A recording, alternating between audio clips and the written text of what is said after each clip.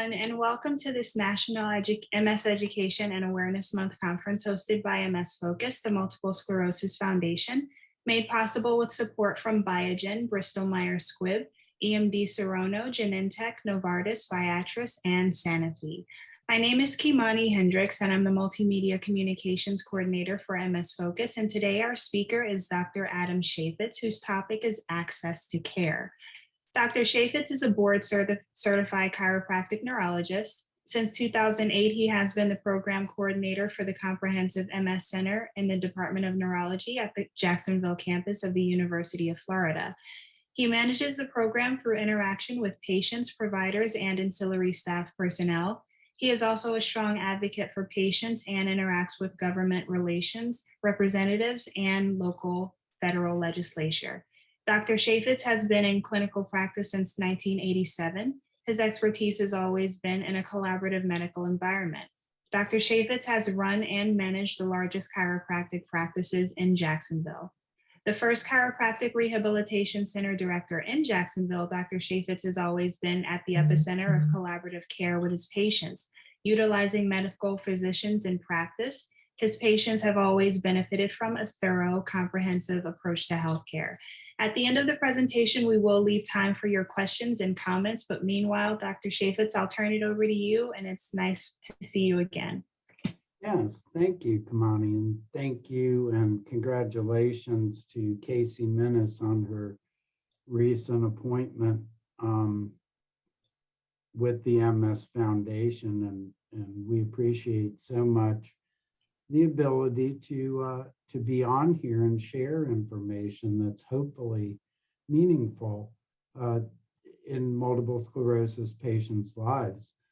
I'm honored to be able to present a little bit about access to care, with this being Multiple Sclerosis Awareness Month here in March.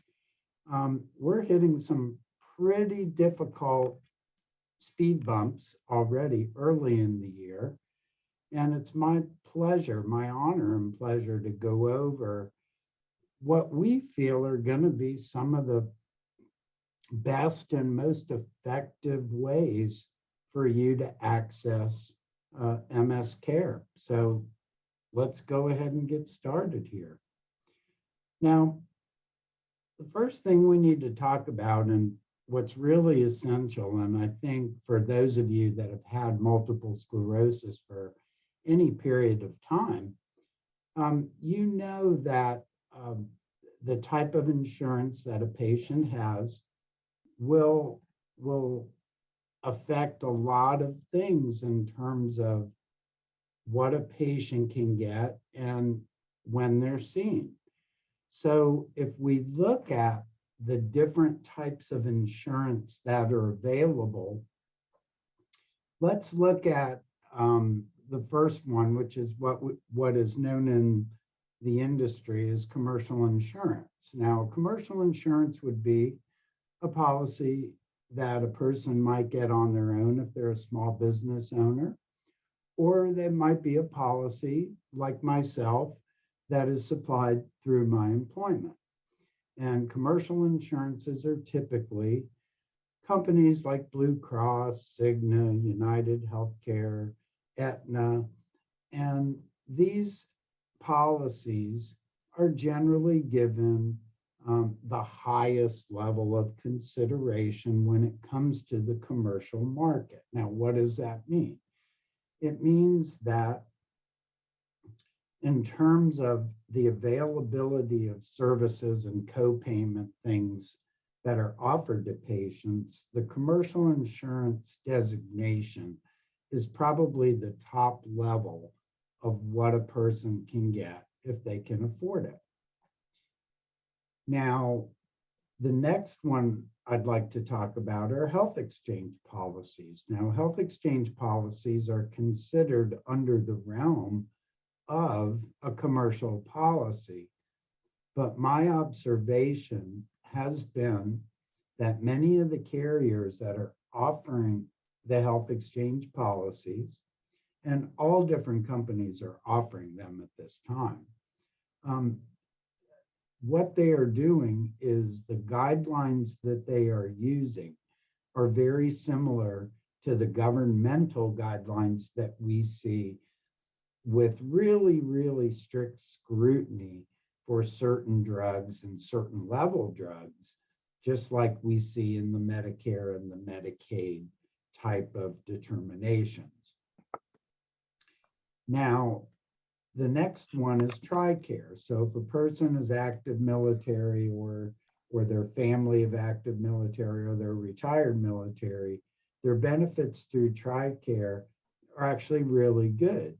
But like every insurance company, you have to follow the rules of that company. Medicare and Medicaid, these are governmental policies, and a lot of people are confused as far as how they would get either one of these policies. Medicare is generally seen in the elderly population in patients that are generally in the over 60 age range. But if a person has a disability and they're awarded Social Security disability, then they could be awarded Medicare at a much younger age than if a person worked to their retirement age and got that benefit. Medicaid insurances are offered generally through the state that a person is in, and the different parameters for acceptance into a Medicaid program vary from state to state. And usually the Medicaid insurance coverage for multiple sclerosis drugs is fairly decent. However, the parameters for mid and high level drugs are usually very tough parameters. And then lastly, patients who for some reason or another do not have insurance, these folks are not completely down and out when it comes to getting care. It just becomes a lot more challenging for these folks because the most obvious is that they're going to have to somehow come up with either out-of-pocket funds or some sort of charity funding. The healthcare system is far from a fair system, and we see this all the time.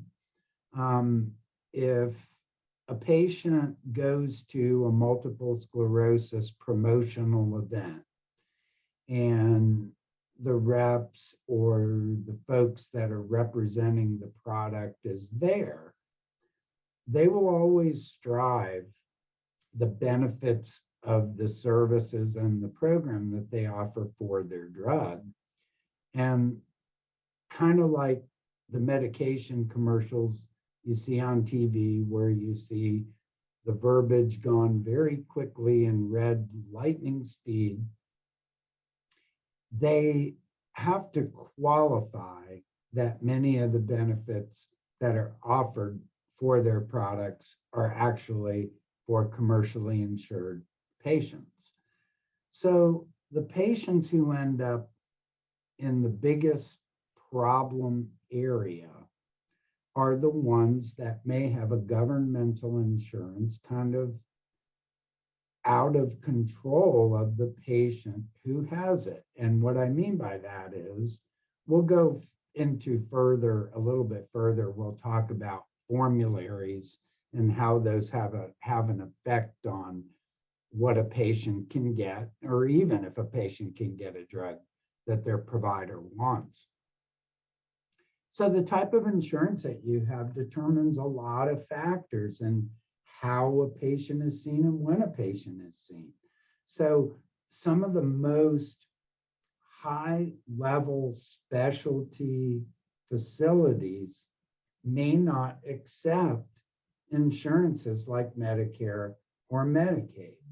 So that could be a problem in terms of an access blockade where a person has a desire to see a very thoroughly vetted provider who knows about MS, but unfortunately, they're at an institution or a clinic that doesn't take their insurance. That can be very frustrating, especially if that provider is the only one that has expertise in multiple sclerosis in the area you're in. Now let's look at something. I'm gonna highlight some of the most recent things that have been brought up in the 2021 ECTRIMS conference, which is the European Conference for Multiple Sclerosis Treatment. And one of the things that I've noticed working in a comprehensive MS center, in an academic MS center here, is that when we see studies and relationships of different populations for multiple sclerosis, the three typical populations that are visualized are going to be the white Caucasian, the African American population, and then the Hispanic population. It seems a little bit interesting to me that there are other ethnic populations out there, for instance, the Asian population, the Middle Eastern population, and the American Indian population. So when you see different outcomes when it comes to population statistics, you'll find that the most prevalent populations that are listed are going to be the white Caucasian, the African American, and the Hispanic.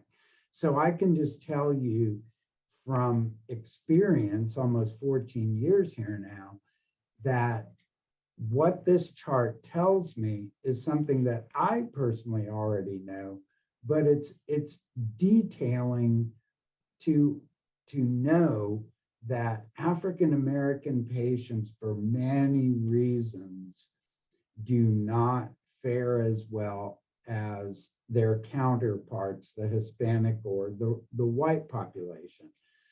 In African American population, we see a much higher MS severity. So when we see an MS case in an African American population, we typically see not only just brain involvement, we might see spinal cord involvement. We definitely see worse manual dexterity. Now, when we think of manual dexterity, we think of our hands, but you can also think about dexterity with your lower extremity, which we would call a gait disorder. So these people are going to be young and they're going to have walking problems at a very young age. They're going to have cognitive problems that are more profound than those found in comparative populations. And I think it's not a mystery that the African American population has worse uncontrolled hypertension. So some of this is cultural, some of it could be genetic. Now, of the African American population that was studied, and this is from the National African American with Multiple Sclerosis Registry. So those folks that have MS that took the time to register in a registry, okay, so that's not the total MS population. These are folks that are on top of the game, okay? 86% of African Americans that responded to this registry see an MS specialist, all right? 19% are not receiving any disease-modifying therapies. And for those who are receiving disease-modifying therapies, there's about a 4-year delay in the diagnosis and starting therapy. So I want you to think about having an aggressive case, having a seriously aggressive case, and then letting it go for 4 years without initiating treatment. So if that were to happen, then that would explain the higher EDSS scores And unfortunately, one of the cultural aspects of the African American population is they're least likely to utilize DMTs.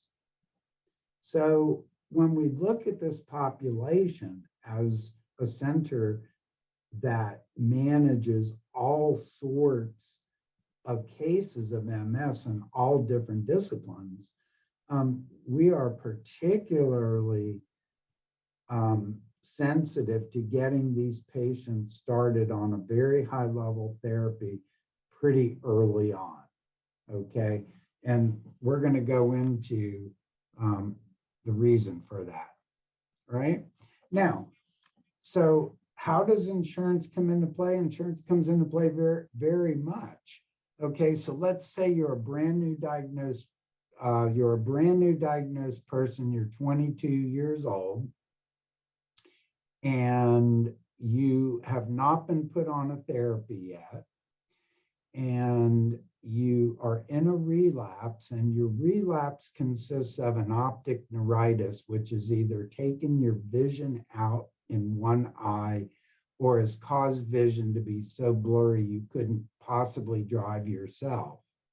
Okay, so let's look at this example of what would be available to this patient if their providers knew what to do at the time of the relapse. Okay, now, so if the person goes into the emergency room, what do you think is going to happen? Well, what will most likely happen will be they'll have an MRI done. They'll see if there's any lesions that are active, and if they are, they might admit the person into the hospital. This case might be one that we would manage from a patient that we're currently working up to put on a drug, like a recent diagnosis that hasn't started a drug yet. And we're working to get them started, and this is what we're dealing with. So let's say this person works for our company, works for the University of Florida, and has our insurance. Well, if she works for our company, most likely a home health company will come to her house and administer 5 days of intravenous Solu-Medrol. So good for her, because she won't have to leave her house, she won't have to drive, her insurance will cover most of it, so she'll be set. All right. Now, if this is a Medicare patient, now how could this happen to a Medicare patient? Well, let's say they forgot to send in paperwork for their drug assistance and they've been off a drug for a month and a half. Okay. So if that were the case, well, if it's a Medicare patient, we can probably get a home health company in nursing to go out there and administer Solu-Medrol to the patient, but they may have an out-of-pocket cost if they don't have a secondary insurance, or if their secondary insurance doesn't cover home health. Okay, and that's possible with some of these policies. And then third and last example would be for those that have Medicaid insurance, there's no option whatsoever to get a home-based infusion. So I want you to think about this. Let's say this is a 22-year-old girl and she lost her job 6 months ago because she's had 3 relapses in the past 6 months. And maybe she had to get on Medicaid because she lost her job. And so this is an example of where insurance drives the level of treatment or therapy a patient would get. And to be honest with you, she probably needs it the most. Okay. So it kind of gives you an idea, getting back to slide 1, of how insurance is a driver in not only what we get, but how we get it. All right. Now, for those of you who endured the COVID era, we have had some developments in multiple sclerosis therapy. So if we look at this chart, you'll see that one in particular was in 2017, that's Ocrevus. That was pre-COVID, but if you look at most of these, many of these were right around approved in the COVID era. So let's look at some of the things that have developed over the past couple of years. The first one is cladribine or Mavenclad. And this drug is a unique drug in the sense that it's what I term a terminal drug. And when I say terminal, that's not the therapeutic effect. That is what happens at the end of 2 years. This is a drug that only requires 2 years of therapy. It was approved in 2019. The patient basically takes about 20 pills over the course of 2 months for 1 year. They repeat the cycle a second year. And then there have been some patients on this drug, and the drug has been out for quite a while in Europe. And there have been some patients that have been relapse-free for over 10 years. So while we're looking for cures in MS, there are drugs and therapies that can bring what we would call a cessation to the actual process. And so there is a term for that, which is called NEDA, N-E-D-A, which is no evidence of disease activity. And to be honest with you, that is the gold standard when it comes to MS treatment. Okay, if you can't cure it, you want to stop it in its tracks. So why would a person choose a 2-year therapy? Well, this is a good drug. It has a good safety profile. And I'm thinking that the way that medications and how many are coming out in the future and the landscape of the way things are being paid for, that it may not be a bad idea to look at a drug like this if it would work for you, because it will curtail the costs quite a bit. The next drug that came out is called diroxyl fumarate, or the drug name is Vumerity. Now, for those patients that were on the drug Tecfidera, you might recognize fumarate. This drug is made by Biogen, and it's a very similar drug to Tecfidera. And this drug works through activation of what's called an NRF2. And so this drug is also an oral drug, but the downside to this drug is the number of pills that a person has to take. They have to take 4 daily or 120 per month. So this is not a good drug for patients who have memory or cognitive related problems. Now, the next drug, Ocrevus or ocrelizumab, is an infusion drug. And this drug has been out now for almost 5 years. And this drug is an anti-CD20 depleter.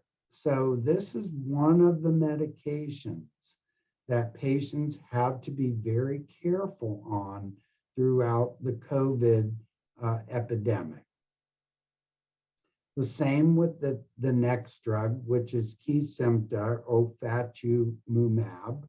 And Kesimpta is made by Novartis. This is a self-administered once-a-month injection.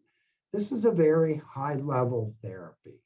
So this therapy is usually looked at for patients who you would normally want on an infusion level therapy, but possibly the convenience of a home injection might work a lot better for them. The next couple of medications are what are called S1P1 modulators. So these medications are not immunosuppressants, but what they do is they modulate the T cells. And these medications are ozanimod, Zeposia, Mayzent, siponimod, and then ponesimod or Ponvory. Most of these drugs work in a similar fashion. They're oral once-a-day medications, and these medications all have come on the scene recently, and we're going to talk about some of the challenges that we've had with some of these new medications. So the problem with new medications, and this is where kind of the marketing of MS versus the reality of MS and how it all comes about. New medications are not on the formulary of insurance plans immediately. As a matter of fact, they can take sometimes a couple of years before it shows up on what we call a formulary. Formulary lists change every year, and they do that purposefully to save money. And so the way that they do that is year after year, they make different arrangements and deals with different companies, which is the reason that the formularies change from year to year. So let's say you were diagnosed in 1999 and you were put on an injectable drug, and you've been on that injectable drug forever. And that injectable drug does not have a generic. It is the only brand in its category, okay? And your insurance company can either put that drug on their formulary list or they can exclude it. And what we've been seeing is patients that have been on drug for a real long time, they get a letter in the mail that says your so-and-so drug is not going to be covered because it's no longer a preferred drug. And when you think about preferred drug, you know, what they're wanting you to do is try and fail less expensive and less effective treatments. And unfortunately, when we talk about that as a neurologic occurrence, we look at it as a circumstance where somebody could potentially lose their sight, lose their ability to walk, end up with a permanent condition.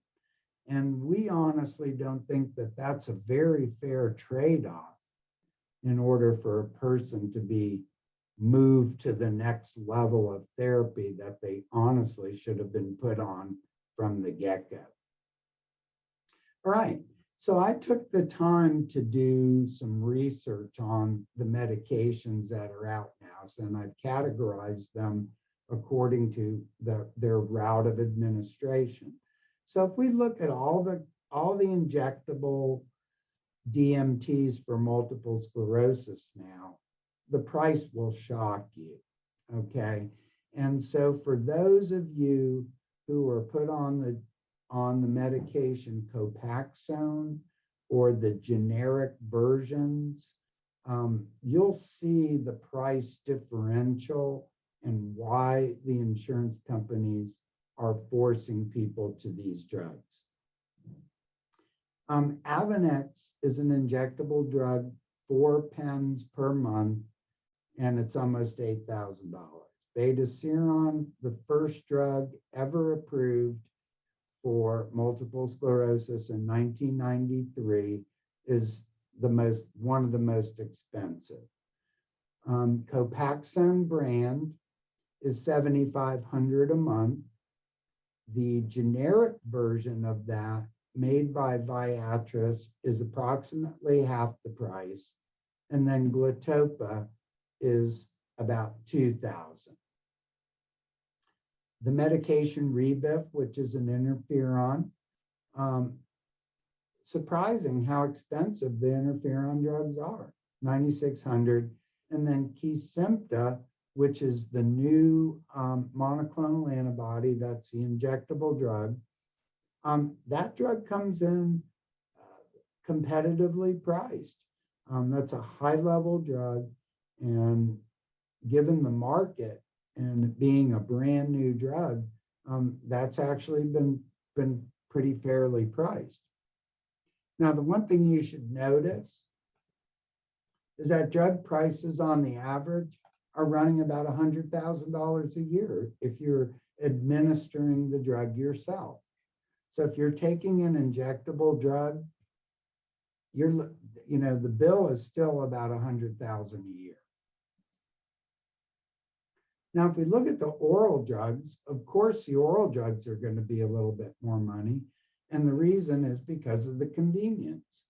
And they knew that when the oral market was developed, that it would be a huge development in the way that patients take medications for a number of reasons. I've known patients that were injecting 30 days a month, 12 months a year, 360 days a year. So when you're offered alternatives like pills of once a day or twice a day, many patients are going to be more compliant with that regimen than doing 30 injections a day. I'm sorry, not a day, but a month, or 12 injections a week, a month, or whatever the interval is for their injection schedule. Patients get burned out. Now, with the oral drugs, Aubagio is almost $9,000 a month. Bafirtim is a brand new drug that is like the fumarate drugs. So if you were on Tecfidera, your choices of drugs to look at would be Bafirtim or Vumerity, because Tecfidera no longer offers assistance because of the drug being generic now. Okay. And speaking of Tecfidera generic, the dimethyl fumarate drug, tell y'all a story. We just had a brand new diagnosed patient, and our director, Dr. Silliman, put the patient on dimethyl fumarate. We had to fight like hell with Blue Cross to get it approved because dimethyl fumarate, the generic, wasn't even a preferred drug for this gentleman. So we go through the battle of getting it approved. And when he went to fill the prescription, he had to pay $1,700 out of pocket for the drug. And the reason he had to pay that much is because these generic companies do not have any copay assistance program. So this was a brand new diagnosed patient, anxious to get on drug. And he went ahead and paid CVS the price. Now, this is how disingenuous some of these pharmacies are. Okay, folks, never pay $1,700 out of your pocket before going to either goodrx.com or drugs.com, because you will be amazed that the $7,500 drug that this gentleman had to pay out of pocket for $1,700, you can get on GoodRx for $130 a month. Okay, so while that might be out of range for some people, at least it's not in the thousands. And that's what we've been dealing with, is our patients have been battling going from brand medication, Copaxone and Tecfidera, to the generics, and we've had nothing but nightmares since it started. Gilenya is an oral medication that's $9,900 a month.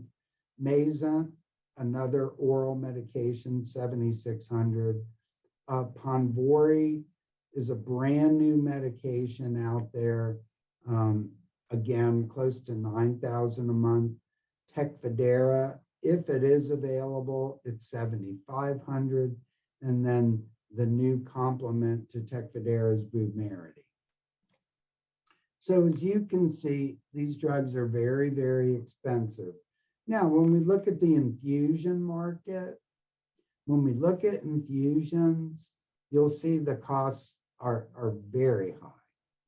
Now, another medication that I talk about that's a terminal medication, meaning that the treatments terminate after 2 years, that would be the medication Lemtrada. Lemtrada is it's a special type of infusion, and not every patient is going to be eligible for this for multitudes of reasons. But if this drug is prescribed, this drug has the potential of 5 days of treatment in year 1, 3 days of treatment in year 2, and the total cost you're looking at for treatment is going to be about $300,000. However, we have had patients on this drug that have been relapse-free for over or close to 10 years. So when you think about the cost of MS therapy and the fact that they haven't had relapses, haven't had disease progression, haven't had new lesions, this is a therapy that I think patients are not always aware of, okay? This is considered the highest level therapy though. Lemtrada, these therapies are usually for patients that either have very serious disease, aggressive disease, or have tried and failed several different medications prior to this. Everybody has seen the ads for Ocrevus probably on TV. They've been out for several years. Ocrevus now is a great option for patients because of the treatment frequency is only twice per year, okay? And what you're looking at in terms of cost, each infusion, the drug cost is about $37,000 plus administration charges. So depending on where that drug is infused, that is going to depend on what the costs are. And then Tysabri is a monthly infusion that's infused every 28 days. And it's roughly in line with the other disease-modifying therapy costs, but you do also have administration costs with that. So the companies that offer assistance are going to be the ones that have branded products. So if you look at the Biogen portfolio, that would be Tysabri, Vumerity, Avonex, and Plegridy.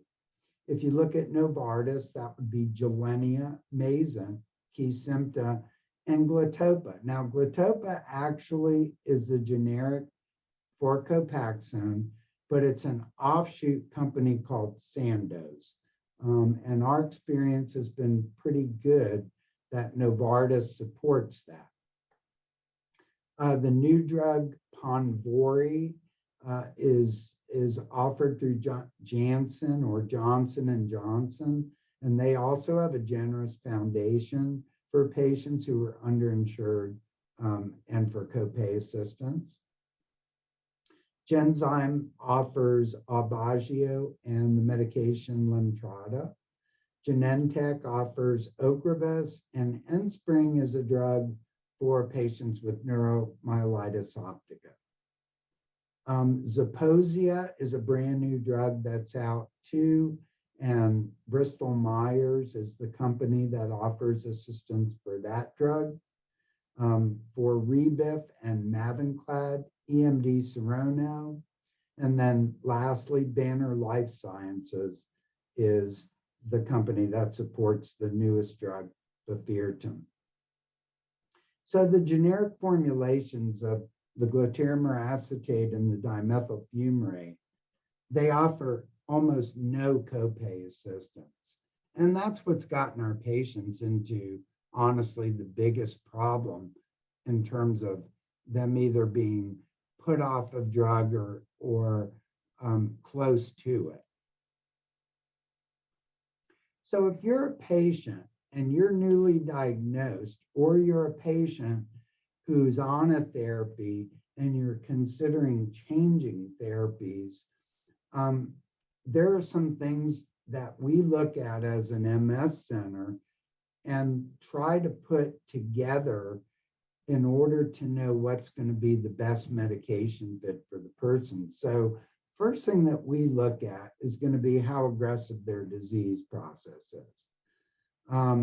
Given the aggressiveness of their condition, and so I'll give you an example. If a person has both brain and spinal cord lesions, that would be considered to be a higher level of aggressiveness or a more aggressive disease process. When that happens, you really have to look at higher level therapies, and that could even be an infusion therapy from the get-go, from the start.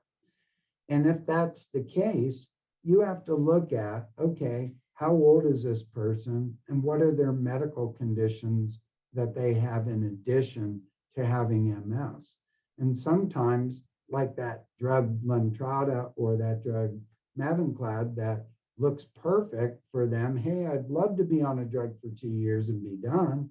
Well, maybe that isn't a good fit for them based upon their health history and some health conditions that they currently have. The insurance coverage, as we talked about, is a driver of a lot of things. The good thing is that we have ways around insurance denials by appealing it, and then also working through patient assistance programs if the appeals are denied. So we don't always have a stopping block if insurance cuts us off at the knees. The biggest thing that you have to have, barring everything, is your provider's approval. So the way you don't choose an MS drug is by going to a great dinner, meeting a really great rep, and making your decision based upon a situational thing rather than doing it based upon a clinical reason, like a discussion with your provider about why you would want to change a drug. It's not uncommon that we get calls for patients when they see a new therapy that's come out, that they're interested in changing to that because they feel like it's better than the therapy they're on. So how do you know if that drug's going to be as good? Well, we don't change patients who are on therapy that are clinically stable. So guess what? We have patients on Avonex, on Betaseron, on Glatiramer, on Rebif. We have patients on the whole spectrum. The reason being is many of these agents have kept these patients very stable from a perspective of their disease. Okay, now previous trials and failures have a lot to do with what type of medication a person can be put on, and then route of administration. We had patients when oral drugs came out, they said they would never go back to injecting, never. Okay. Now, if you look at the landscape of new medications, guess what? Injections are making their way back. So if you were doing injections 30 days a week, 30 days a month, and then now you do it one time a month, that's a completely different perspective. All right. So when you start a new therapy for MS, after your provider agrees, you have to complete a start form for that medication. Okay, so that's a form that the manufacturer has where the patient signs it, the provider completes it. And many times that form will direct the patient to have some pre-screening exams. That might be blood work, it might be an EKG, it might be an eye exam, or it could be other things for your provider to know your general state of health prior to starting a high-level therapy. Okay? Once you have all your pre-screening everything done, this is when the fun starts, because that's when the office tries to go ahead and go through a process that we call prior authorization. Now, sometimes, believe it or not, the prior authorizations are not even done by us, but they're done by some of the providers we work with. Like, for instance, some of the wonderful infusion centers that we work with are really excellent in helping us to take the burden off our staff by doing the prior authorizations for these high-level infusions for these patients that receive services in these really awesome infusion centers. But if you're on an oral drug or you're on an injectable drug, our office is usually doing these authorizations for you. So when we do that, that's done through the pharmacy portion of the medical plan. If a person's getting an infusion done, that would be done through the medical portion. So think of the medical portion being something like surgery or an MRI or physical therapy. Those are all considered clinical, medical type management services. Now, if your medication is denied, whether it's an infusion, an oral, or an injectable, an appeal can be done. Or if your drug is dropped off the formulary list, have your provider do what's called a formulary exception, and they just have to mention that you've been on the drug for 99 years and you haven't had a relapse and you haven't had any problems, and it would be really dumb to change you. But we can't stop the wisdom of insurance companies. I'll have to tell you, they honestly have their own way of doing things. And the last thing I'll tell you is, what if a person doesn't have insurance? What if they have no insurance? Well, that doesn't exclude patients from getting high-level therapies. Believe it or not, there are many, many of those companies that we listed previously that do offer free medications for patients who are uninsured. And also, some of them pay for administration charges of the medicine and or the pre-screening exams to get to get on the medicine. So that's a very generous gesture for many of these companies who offer these drugs to our patients. Now, I'll never forget that there was an organization out there that, boy, they were so happy that generic medications for MS came out. Man, the trumpets were blowing, the flags were waving. The only problem is the insurance industry honestly didn't get the message, because they didn't realize that like 100% of patients who receive these medications have to receive some sort of assistance. So they didn't plan for that. They didn't plan for it. So when they put Ethel, who's been on Copaxone since 1996, okay, when they take Ethel and they throw her on to the generic version because she's now 90 years old, okay, she is going to have to pay a copayment for a drug that she can't afford. And so we're going to see why that's become a problem for people. Copay programs are set up for brand name medications. Generic medications do not have support, okay? And the companies that have entered the MS market recently, while some of them have good products, many of them do not understand the landscape of how patients get their meds. And some of them are not offering patient assistance easily. And what I mean is these companies that came in undercutting the brand prices. Look, we all want to save money. Who doesn't? Okay. We thought that the generics would make a difference in the MS market, but honestly, it's been a nightmare. What it's done is it's caused confusion of patients because they don't know how to get funding for their copays. It's thrown patients off of drug, which is going to put them at very high risk for getting a relapse. And it's also caused, I can't even tell you how much confusion for offices that are trying to figure out how to deal with this issue. And the problem is, we have also patients that don't understand that they can call in, they can demand that they stay on the brand drug, but at the end of the day, there's not going to be an assistance program to help pay for it. So please understand that the market is getting tougher, that the foundations are not being funded the way that they used to be funded, and patients are at very, very high risk now for being put off of drug.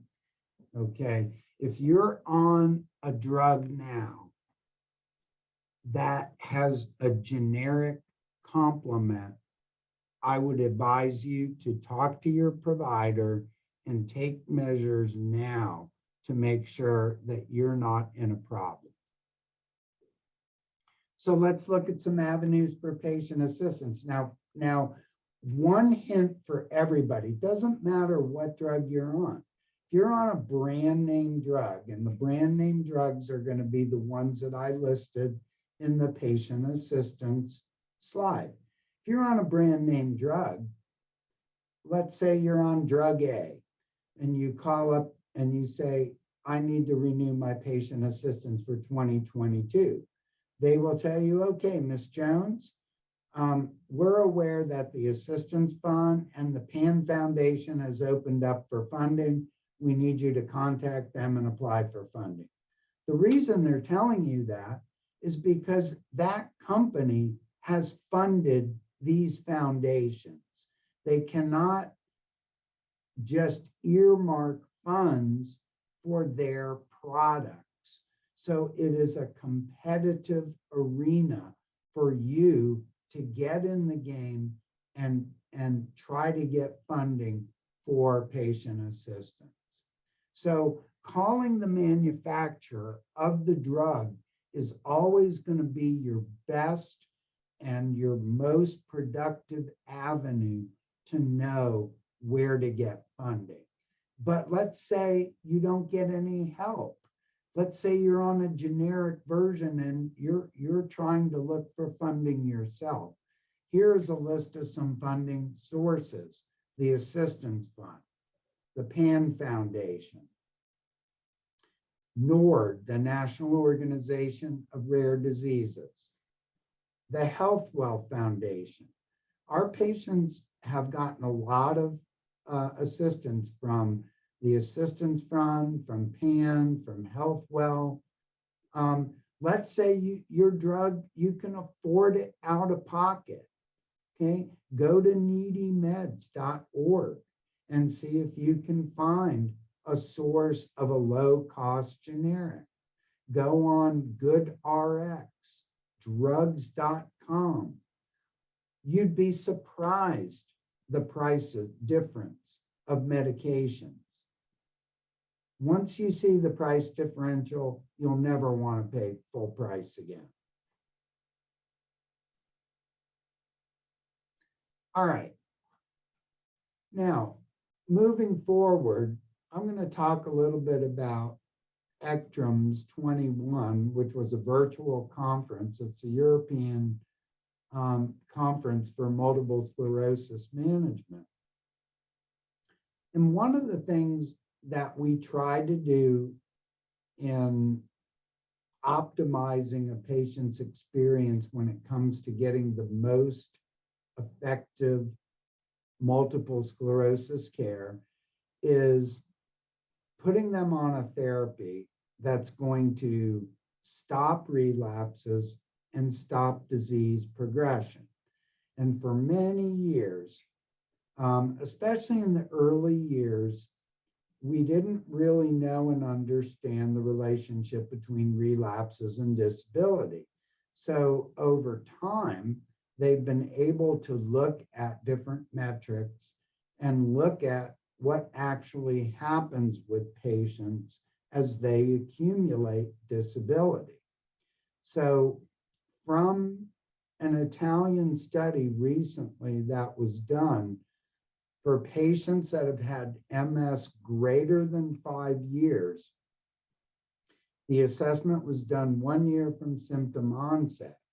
And this is kind of what they've come to the conclusion of, that disability progression can be predictable from MRI scans in a large degree, more so than through relapse activity.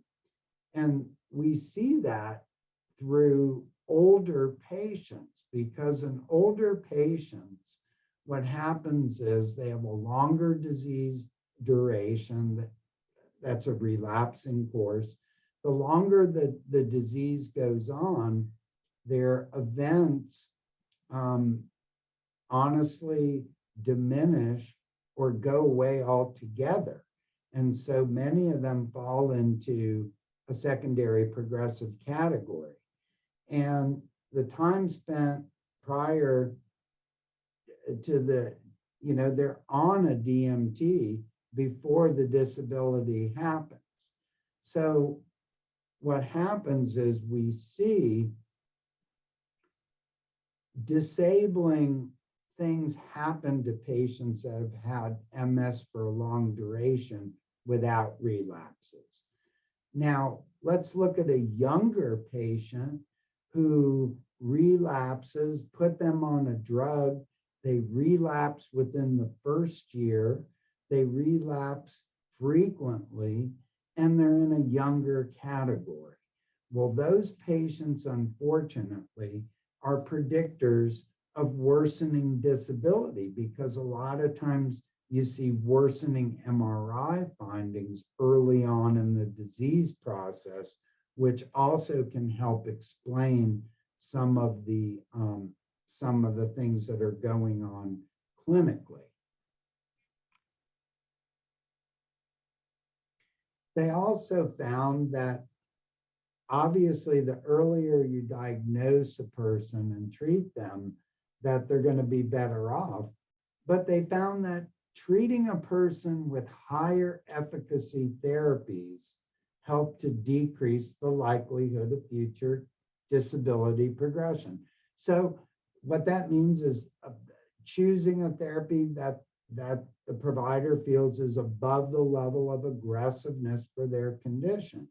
So, years ago, I used to hear a term out there called benign MS, and my eyes have been on MS long enough to know that there is no such thing as benign MS, in the sense that it affects each patient in some way, shape, or form. And to them, it's certainly not benign. And what that equates to is basically your doctors recognizing several things about you, like whether you're in a cultural denomination that is at higher risk for serious disease, the age that you're currently at diagnosis. There's a lot of things to look at. But bottom line is, they kind of feel like clinicians should be using moderate to higher efficacy therapies from the get-go, okay? And then doing surveillance MRIs, because relapses are not always the best indicator for disability. Surveillance MRIs can give us kind of some prediction of how likely disability is in the future. So we look at things like the brain volume.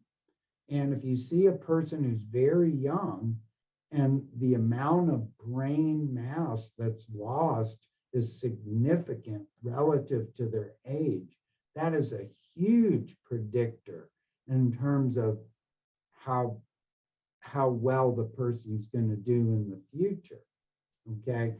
And also, the study looked at in ECTRIMS those patients that were on oral disease modifying therapies, that if they had relapses within like the third year of their treatment, that they were largely predictable by if a person relapsed the first year on therapy. So there are different schools of thought when it comes to a patient relapsing on therapy. We rarely will keep a patient on a drug if they relapse on that drug. What they found is that disability worsening at year 3 was predicted by greater than 1 relapse in year 1. And I can just tell you that as a patient, I personally wouldn't appreciate having more than 1 relapse in a year. Some other recent ECTRIMS takeaways were the COVID situation and who fared the worst in terms of COVID outcomes. What it looked like is that older males that had a plethora of comorbid conditions, and usually when we talk about comorbidity, we're talking about other health conditions and higher EDSS scores, which equate to things like compromised mobility, cognitive disorder, urinary and bowel problems. These complicated patients' outcomes with COVID. Now, if you take patients in these categories and then you put them on the highest risk drugs, and the highest risk drugs in the category would be ocrelizumab, Ocrevus, rituximab, and possibly Kesimpta. And these patients had a greater risk the longer they were on the drug. And they also, for some reason, had a higher risk of getting COVID if they were recently treated with Solumedrol. So those are some things that were just observed. And here's the thing, is that I don't know if anybody heard during the COVID epidemic that they were actually looking at some of the MS injectable medicines.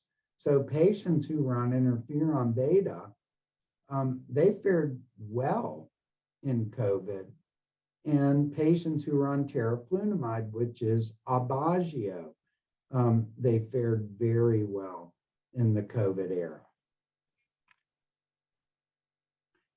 All right, let's look at some of the other things that the ECTRIMS conference looked at, and that was the concept of teleneurology. Our health system was unbelievably well prepared for a telemedicine format. So when our providers had to switch from in-person care, our team, our IT team, and just our whole team was prepared to serve patients in the manner of teleneurology. So the survey that was taken doesn't surprise me that a majority of people who were sampled really liked and appreciated the ability to connect with their doctor over telemedicine. 35% preferred in-person visits. And there's some merit to that for a couple of reasons. The best way a clinician can assess your condition is going to be hands-on.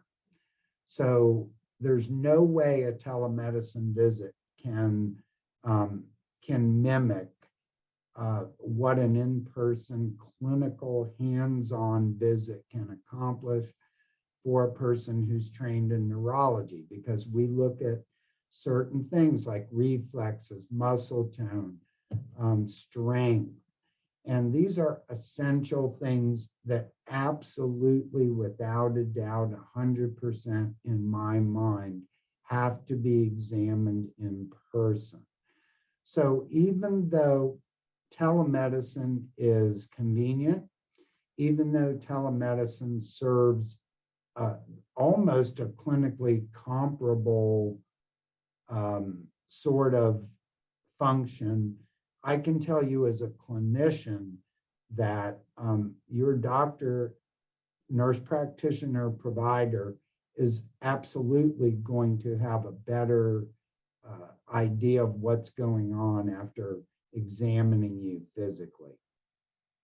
Okay, and teleneurology visits, in my opinion, are best for patients who are in compromised circumstances, whether they don't have transportation, live in a rural area, live hundreds of miles away from us in another state. We have patients that we service in many states, all the way up the East Coast, all the way to Virginia. We have patients that fly in from Maryland, Virginia, the Carolinas. So we're happy to do telemedicine visits with patients to give them a break from traveling. But I do want to tell you that your best visit is going to be an in-person visit.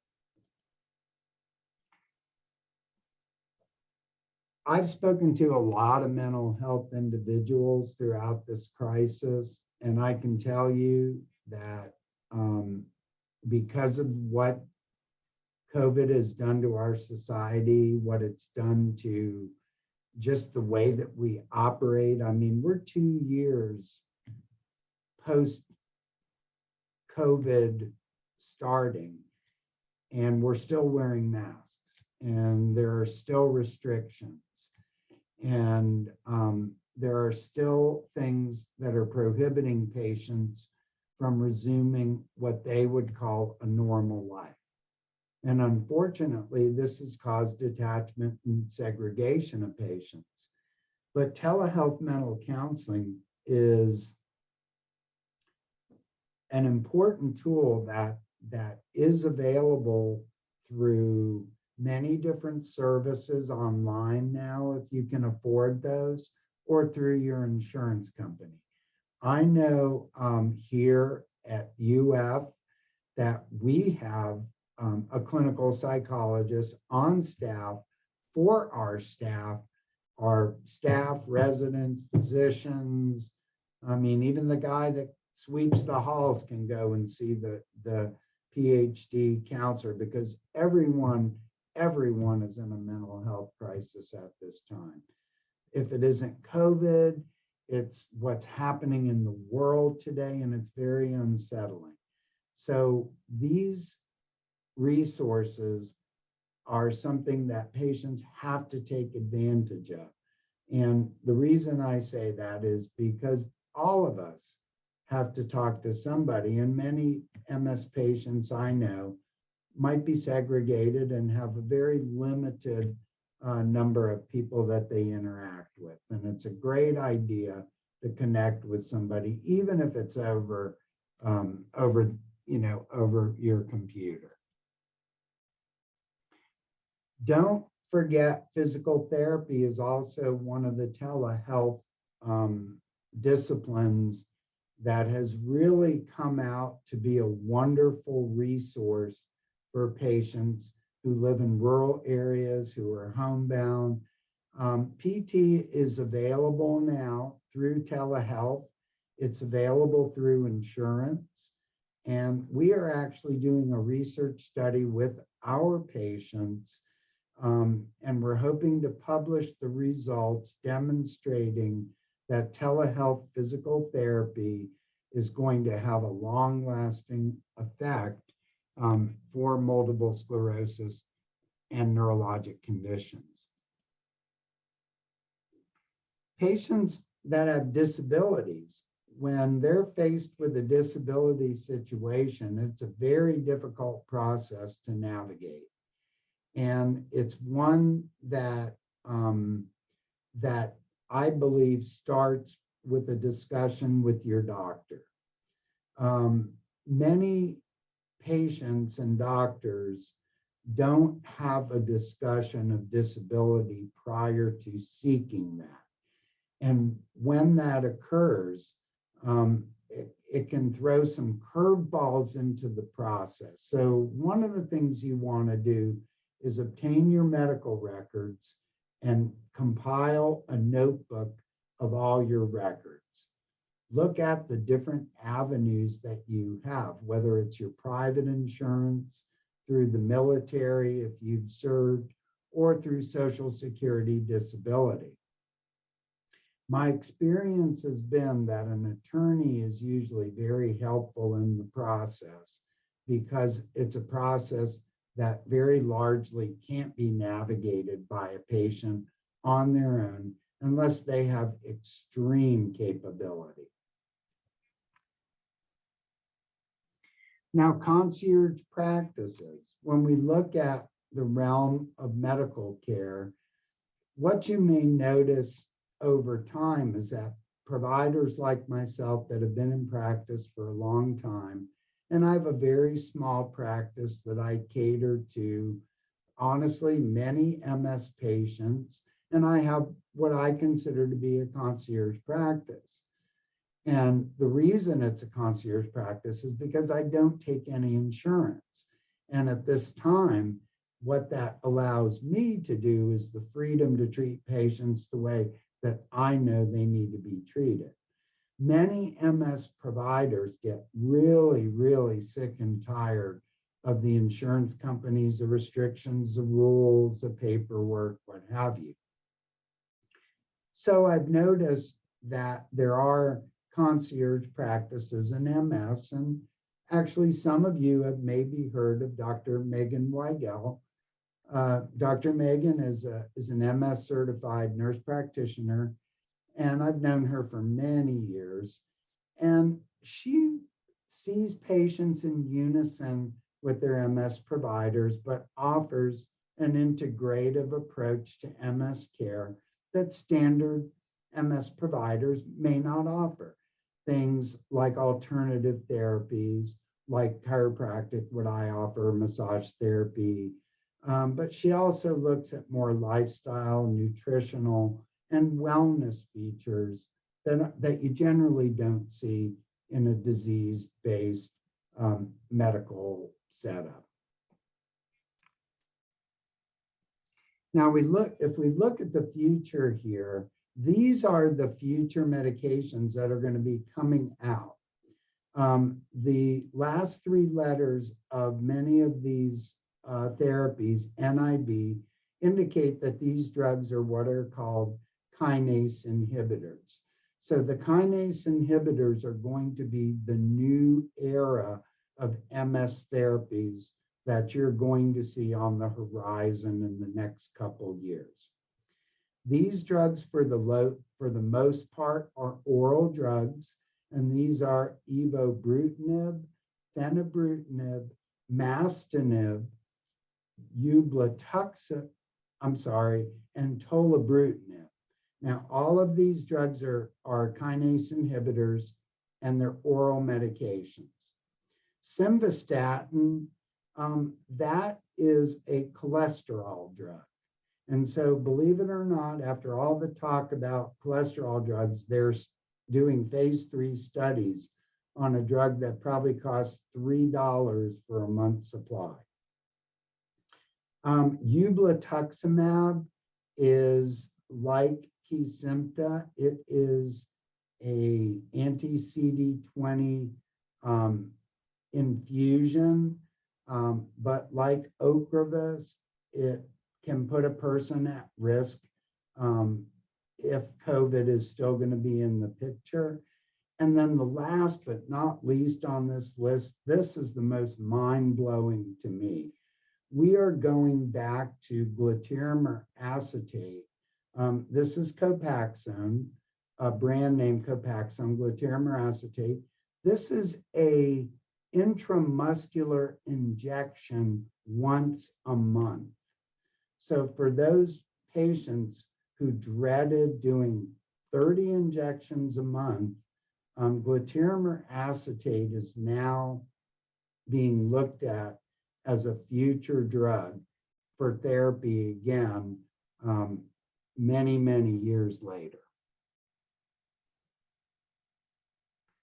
So in conclusion, I think we looked at a lot of factors that could be stopping blocks in why patients are not getting things that they're supposed to get in their multiple sclerosis care. The primary driver of all this being insurances. Academic medical centers like the University of Florida, like the University of Miami, like the University of South Florida.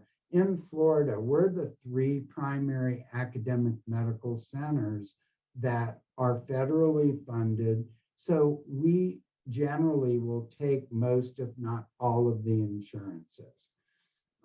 There's no doubt that insurance controls most of the essentials over MS care, and MS providers in general spend a lot of time with MS patients. So from a production standpoint, MS providers are becoming less accessible, and many practices are using mid-level providers to bridge the gap in care so that we can serve more patients with a limited number of MS providers. African American patients are less likely to be diagnosed early, less likely to be put on a therapy, have more aggressive forms of MS. Now, this is a very serious concern, especially to me, because when you think about it, think of the impact that that has on society in terms of productivity for jobs, longevity of the person's life, and most of all, the impact of the cost to the medical system and the disability systems. So when we look to the future, we look at therapies that are being developed for MS. And one of the takeaways that I took from Dr. Dean Wingertuk, who is with the Mayo Clinic in Arizona, he's considered to be one of the top specialists in the MS field. And he said something that my director of our MS center said a while ago. And I do think that barring that they find a cure for multiple sclerosis, what you're probably going to see in the future is a possible combination of therapies known to do certain functions, which will achieve everything that we look to do in maximizing therapy for a patient's care. And that is to stop relapses, stop disease progression, stop lesion formation, and to keep the patient as stable as possible and as functional as possible. So with that, I hope that this was an informative session for you. And at this point, I would like to thank you all for listening in. And like one of my heroes, I would like to quote somebody who's very famous by saying, "Thank you very much. I appreciate it." Thank you, Dr. Chaifetz. That was such a thorough presentation. Thanks for throwing the Elvis slide into. Absolutely. So we are a little past 4. Do you have time for questions? Yeah, I sure do. Yes, I do. Awesome. Perfect. So before I jump in, I do see one in the Q&A box and I am going to address it. But first, If anybody does have a question, if you're watching from Zoom, you can either type the question into the chat or Q&A box. You can also use the raise hand feature below as well if you'd like to speak directly to Dr. Thrower. And if you're tuning in from Facebook, you can just type the question or comment into the comment section below the live stream. Absolutely. So let me see. We have a question from an anonymous attendee, and Okay. they ask, if my insurance does not allow payment for a drug, is there anything I can do? Yeah, absolutely there is. Okay, so my first question would be, why didn't the insurance allow it?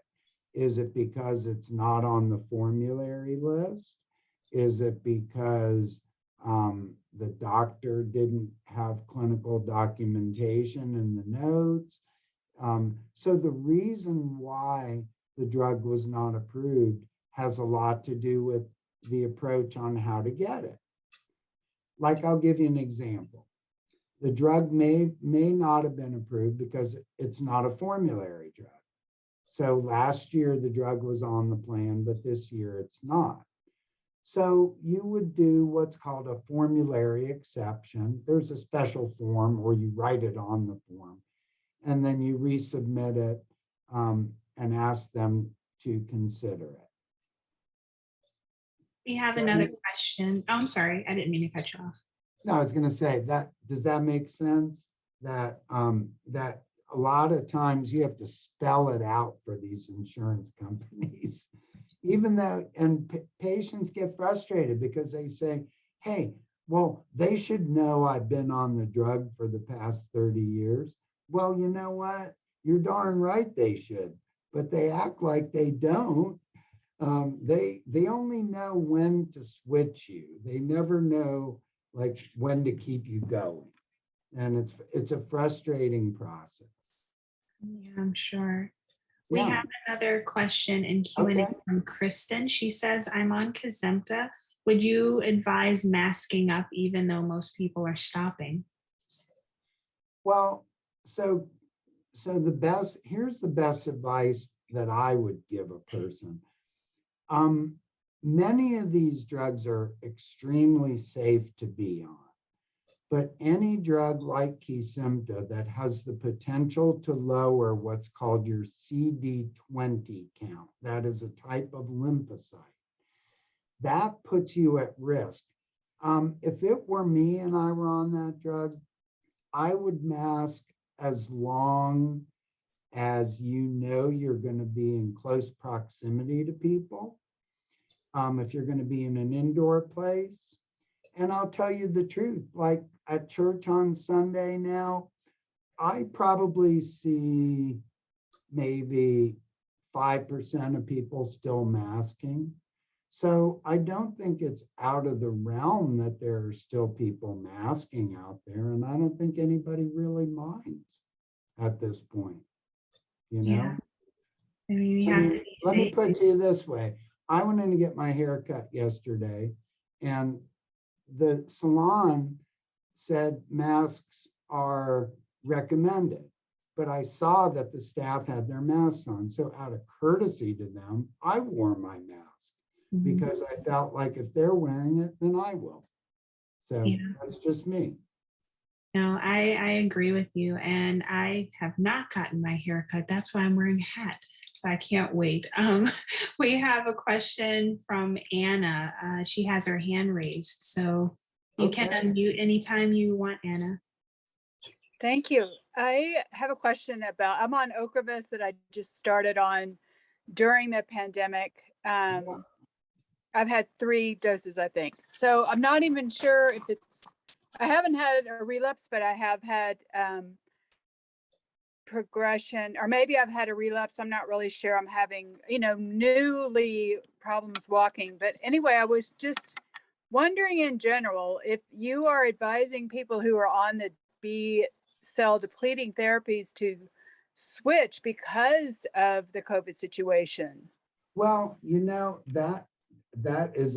that's a clinical question I can't advise you on. Like, I would never tell you over a conference to switch a drug. That's a conversation you definitely have to have with your provider. But have patients thought about it in our practice? Yes. Have our providers recommended it? Rarely. Rarely. And the reason I say that is because there's a reason your provider put you on this drug, right? And you want to respect the fact that they feel like this is clinically the best drug for you. And so if that is the circumstance, you would never want to change to a drug that's less effective. You know, I think the best way to go is to understand the risks of it and try to hang in there. You sound like a patient that I spoke to recently who just started Ocrevus, and she has had 3 doses. And the best way I can tell you is if you've only had 3 doses, you've only had 1 really full dose. So talk to your provider and ask them what they feel like the expectation should be at this point now that you've had 3 infusions. Because if you're perceiving that that your condition is progressing or worsening, that might be because the medication has not stabilized your condition yet. And that would be something that you would want to have a thorough discussion with your provider about. Okay, thank you. And let me just ask then, follow up to that. Sure. If a person were to stop Ocrevus, when would the B cell function be restored, you know, in regards to, like, you know, if I were to get a 4th dose of the vaccine, that it would actually stick, Yeah. you know, my cells would work. Well, so this is thank you for Anna, thank you for bringing that up. That's a question that is so good. The answer to that question is difficult to answer because what most providers would do is do your blood work, do a CD20 count, and see how quickly that count comes up. And that would determine your level of immunosuppression, whether, you know, how, you know, kind of what the state of your immune system is. Excellent, thank you. Yeah. It looks like we have a comment and a question from Jan. Woo woo! Another Jersey girl in the house. She said she's never heard of a chiropractic neuro. How do I find one? I'm in New Jersey. Well, you can Google it and see if something comes up. Or if do you give my contact info out? We can. We put it in the chat for sure. If you want to give my contact info, then I can try to get that, or I can give you. Okay.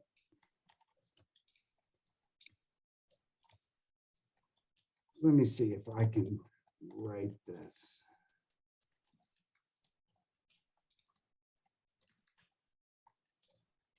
Yeah, chiropractic neurology exists in the chiropractic field. Like medical doctors and osteopathic physicians, we can specialize. And neurology has always been my love. And if you go to the International Academy of Chiropractic Neurology, that's our website for all of our members. And I know there are several in New York. If you want to contact me, I can try to find you one in New Jersey that might be able to help you.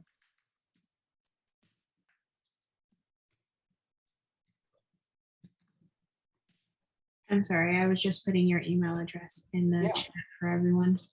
I actually did have a question of my own. You mentioned companies that offered free medication and pre-screening exams. I don't Yeah. know if I missed it, but did you list any of those? No, because it varies according to the product. Like, I'll give you an example. The best example I can give is Novartis, that makes the medication Gilenya and Mayzent. So we've had them help totally uninsured patients go through the screening process and then get on the drug. And usually what happens is these are just patients that just need a little bit of help, you know. Many times they end up back on insurance in the future. So these companies are, you know, can really help out in a pinch if a person loses their insurance or they don't have any insurance for whatever reason, you know, they lost their job or what have you. The really honorable, reputable companies, all of which that I listed, many of them will offer drug assistance for insured and uninsured patients. They just have their mechanisms of doing it. Gotcha. And do Yeah. you always recommend mental health care to your patients, or is it something that you have emphasized since you It's, started? in my opinion, and the way I look at things, I think I look at things in total reverse. Like, I think I would ask people why they're not seeing somebody instead of why they are seeing somebody. Because I thank my workplace for having this resource available to us. Many people have to either use their insurance or pay a copay. And it's a gift when it's available to you at no cost. Now, the thing about it is that I'm hoping that this year will allow us to meet more in person so that, you know, just more in-person events will play that role, you know, of solving some mental health issues. I hope so. Yeah. I don't see any more questions or comments. Casey, is there anything coming in through Facebook?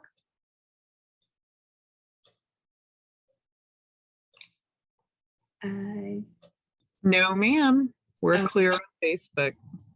Got it. Well, Dr. Chaifetz, there's a lot that I'm appreciative of about this presentation, and one is your pointing out the unfairness of healthcare and reminding us that it is consumer driven. I don't think it's said enough.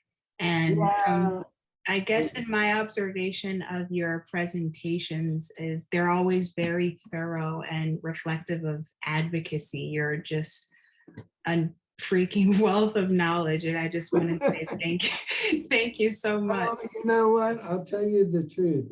Over the years, I think I've adopted the skill to recognize and hopefully point out things to people that are helpful to them. This is tough business. People don't realize the battles that the staff of the offices, the infusion centers, the nursing companies, the home health companies that help our patients, they don't understand the battle that happens behind the scenes to get things done. So it isn't always about the providers make everything happen, but the staff also plays a huge role in making things happen for patients. And, you know, that's what I'd like to point out is how many people are involved when things get done for people. Yeah, we couldn't function without the work that you all do. So we try our best, but it takes a human toll on us. I'll have to tell you, it really does. We see a lot, we do a lot, and we go to battle a lot for people. Well, thank you for your stomping out the fires as much as you can, your team. Thanks again for having me. And in closing, thanks for everybody for listening in. And I hope this was helpful in your journey for access to care. Thanks so much. Thank you, Dr. Chaifetz. So to Okay. wrap up, that is all the time we have, but if you've missed any part of the conference, it will be replayed on our Facebook page as soon as the Zoom conference ends here. It will also be available on our YouTube and SoundCloud channel, as well as our msfocusradio.org. And please follow the Multiple Sclerosis Foundation on Facebook, Twitter, and Instagram for times and access information. Our next conference will be Thursday, March 31st at 7 p.m. Eastern Time with Dr. Amber Landers, who will be covering health equity. And we'd like to thank everybody for your questions and participation, everyone who attended, and especially Dr. Chaifetz. Again, I can't say thank you enough. And I know I speak for Casey and Deb and everybody. We just appreciate everything you do. Thank you. And everybody have a wonderful day. Have a great day. Thank you, everybody, and please stay safe.